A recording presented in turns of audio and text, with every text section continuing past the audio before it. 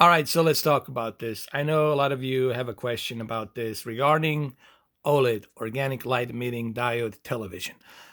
Now, this video, it's really a tip for those of you who have OLED. You know, I get it. Some people, they like to have LCDs, panels with a LED backlit. Some people want to have OLED television. Some people want to have projectors. Everybody has their own preference, and I totally understand that. Now, let's talk about this. Okay, here we are watching Sky News, right? Now, if you are somebody who's out there and likes to watch the Sky News a lot, let's say throughout the day for like 8 hours a day, well, this could be a problem if you have OLED. But how do you reduce that problem? Let's say you are somebody who don't care. I have OLED and I need to have my news 8 hours a day. I don't care. Maybe you want to watch some other channels as well, like ESPN, you know, Fox Sports, NBC Sports Network. All of these channels, they have logos and they're up there, like this one. You see, there's a logo there. So, how do you bypass this problem? Well, here's the thing. There's no certain guarantee. I want to say something really quick. When it comes to the OLED, there's no certain guarantee that you're going to be able to avoid potential burn-in if you are constantly watching news channel 24/7, or if you're constantly watching it 6 hours to 7 hours a day. But there is a little bit of remedy, if you will, for it. So, what's the remedy? Here's the remedy. You have to understand one thing. If you're buying an OLED because you want to have a bright television in your living room with all the lights lit up, then you're buying it for the wrong reasons. Honestly, I would not say that the OLED is for watching News Network 24/7. I wouldn't say OLED is for long period of time gaming or live stream, stuff like that. I would not say that's what the reason is for the OLED. OLED, it's really intended, in my opinion, my honest opinion, for the movies in the dark rooms. So you can see this is a very dark room. There's some green lights here. I dimmed them a little bit out. But in my honest opinion, OLED televisions are really for individuals who want to watch movies. It's really the best for the movies. But let me give you the remedy for those of you who don't care and want to watch, let's say, Sky News or CNN. You guys want to watch that for 7 to 8 hours a day. You want to have that in your living room or in your office, or I don't know where you are, but let's say you have an OLED and you need to have that news network or ESPN network run on your home or your office or wherever you have this OLED. So I'm going to give you some remedies right now for that. What do I mean by remedies? I mean the settings. I'm going to give you my settings and what I'm going to use right here. All right, so here we go. For example, let's say you're watching CNBC on your OLED. And, CNBC, it's really for the shareholders, for the stock market. Here's Mad Money right here. And you're always going to see that tape. You're always going to see that tape, so you can see the stock market, you can see the shares, so you can see how the market fluctuates. So for those of you who have this in your office, let's say you have an OLED TV in your fancy office or your home, and you got to be able to keep track on stock market, on the shareholders, and you need to see if the NASDAQ is up or if it's down. You need to see that. Guess what? This is something that could have a problem, potential problem for you in the long run if you have OLED. Okay. But let's say you have OLED right now and you don't care. It is what it is. You have this TV, it's in your office, and you're mad as hell, like Mad Money, and you want to ask Mr. 4K, come on, what is the remedy for my OLED? What type of remedy do I need to use? Well, I'm going to show it to you. Just relax. Here we go. Here's the remedy. Ready? All right, let me get my magic remote. There it is right there. Let me get it. Let me get the remedy. All right, well, there it is. There it is right there. Okay, so I'm going to go ahead and I'll click the settings. I'm going to click on picture mode settings right here. Okay. Now, here's what we're going to do. We're going to change our picture mode settings to standard. We'll put it to standard. We're going to click on it. We're going to exit this. And we're going to come down here to the energy saving. This is the important part right here. Honestly, guys, since you're going to be watching Mad Money, since you're going to be watching CNBC, let's say you're somebody who's into stock and you got to watch this like almost every day, and you got an OLED in your office, fine. Okay, keep your energy savings on medium. Leave it on medium right here. All right, then exit. This will help a little bit to reduce the usage of the power. Okay, and you're not going to be getting the full blast of that OLED light.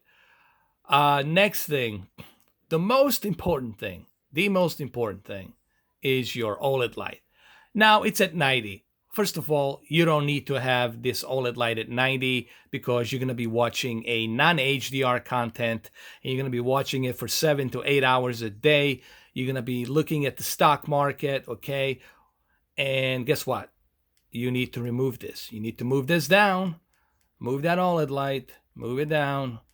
Move it down to 60, 63. I know what you're saying. I know, but it's not bright.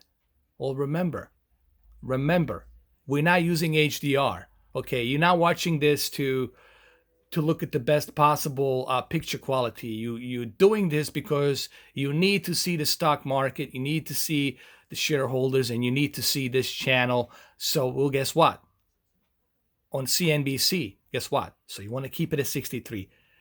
And don't worry, this is not too dimmed. It might look like it on this video, but it's not too dimmed. This is just the right amount. Leave this OLED light at 63. Remember, I'm trying to give you a tip here. I'm trying to save you a hassle from having a potential burn in. Remember that. That's what I'm doing here. Okay? Move this away. Now, the contrast. The contrast can go down to 93. I would keep the contrast at 93. All right? You don't need that contrast to be all the way high. Remember, you're trying to avoid aesthetic image burn-in, which I will talk about in a second. Go back. Sharpness. Since we're not using a 4K resolution here, even though it's upscaled to 4K, but this source resolution, it's probably 720p or 1080i interlace. So you want to keep the sharpness here at 25. Okay, so you got a little bit of a sharper image. So you can see the letters and stuff on that tape down below. Moving on. What's the next step? The color. The color, you can keep it at 55. That's a medium right here. Honestly, that's fine. Color at 55 is fine. I'll leave it at 55. And let's move down. Color temperature. Well, here's the problem. This is too cold. I would move this down, move it down to balanced.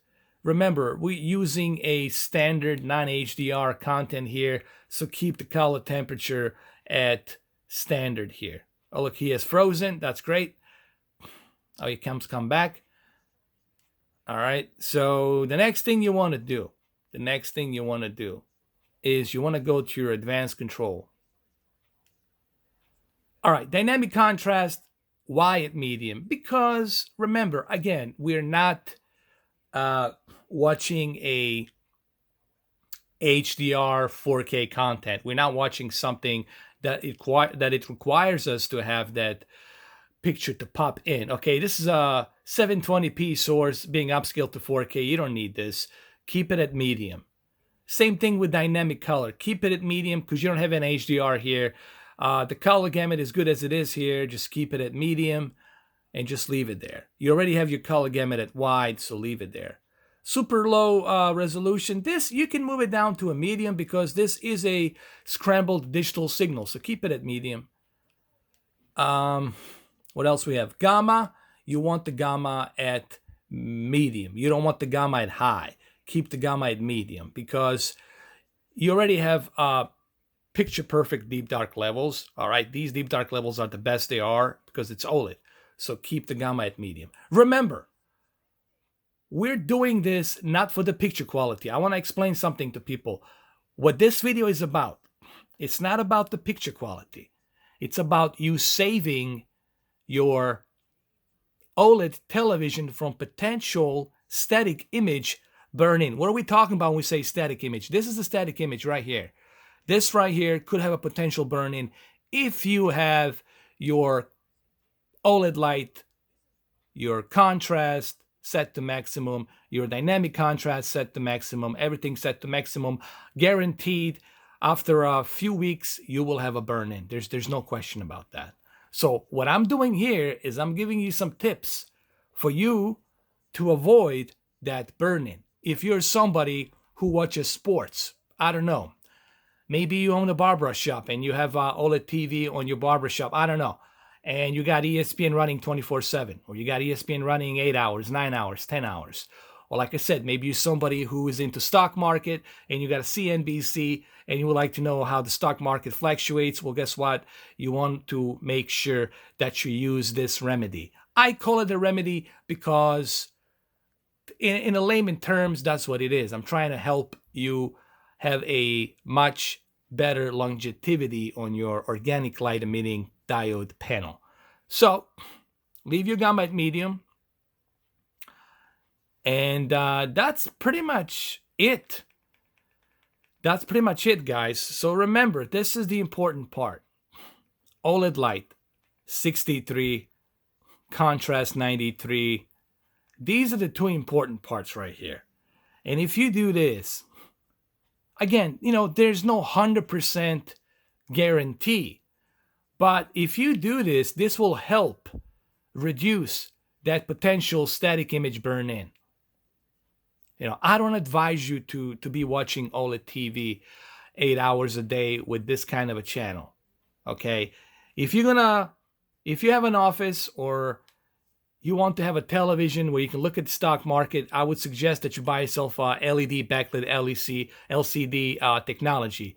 Get some cheap, something like LG or Vizio or TCL. Okay, you don't want to invest something like OLED into your office. But if you're somebody who's at home and you're watching, CNBC maybe 4 hours a day, or you're watching CNN maybe 3.5 to 4 hours a day, you should be fine with this. This should be able to help you out big time. Okay, this right here should be able to help you. Remember, you want that OLED light at 63. You want that contrast at 93. Also remember that you want to have your energy savings set to the medium. Okay, this is the important part as well. All right, so the OLED light is 63, contrast at 93, and your energy saving at medium, your advanced contrast to medium, and your gamma at medium as well. You want to do this. Yes, this is not going to look, bright. This is not going to look popping off the screen. It's not going to have that beautiful picture quality. But remember, we're watching something that doesn't have a great picture quality. This channel, it's being broadcast 720p upscale to 1080p or in this case 4K, and it's not going to look that great. So plus we don't have HDR, so you really don't need that contrast. You really don't need that backlit. What you do need is this remedy, that I call it a remedy, quote unquote, all right, for the lack of the better term, layman term, if you will. You want to avoid this. This is what you're trying to avoid. This is your OLED killer right here, the static imagery. Whether it's CNBC, whether it's Sky News, CNN, all of those channels, ESPN, they have these static imageries. Okay, these tapes, and they're always going to be there. And this is something you need to be very wary of and careful. And I hope that this video helps you out. Again, remember, there is no 100% guarantee. If you're watching this 24/7, but I mean, you got a good chance that it will happen. But with these settings that I just gave you, you will lessen the chance of it happening quicker. Okay. But if you're shortening the viewing of this, let's say you only watch it about six hours a day, with these settings, you should be okay. You should be okay. All right. But then again, there's no 100% guarantee. I'm not here to tell you, okay, I can guarantee you this 100%, but this is a good precaution for those of you who do want to keep your OLED healthy and have a much better longevity on your OLED television. All right. So there you have it. Hopefully these tips help you out. And I've been asked about this, so I finally am able to do this video and bring it to you guys. Hopefully this helps.